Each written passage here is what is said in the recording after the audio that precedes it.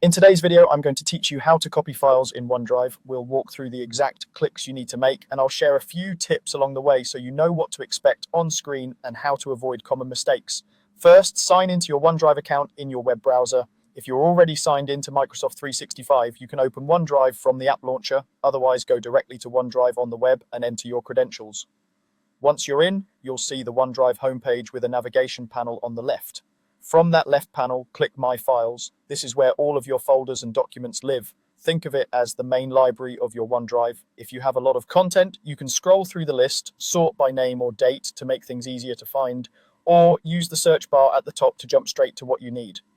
Next, go to the file you want to copy. You can open folders to browse deeper if the file is stored inside one. When you find the file, hover your mouse over it to reveal more controls. You'll see an icon with 3 dots to the right of the file name. This is the More Options menu.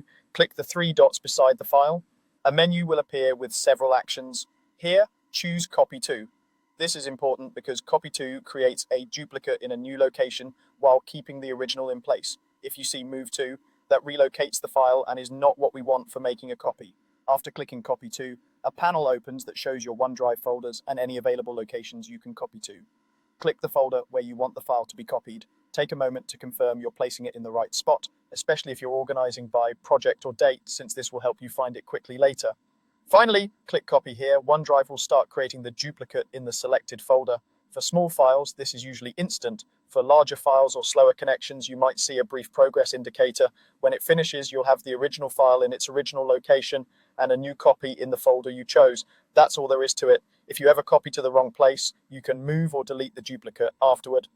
And remember, copying counts toward your storage, so keep an eye on your available space. Thanks for watching, and now you know exactly how to copy files in OneDrive.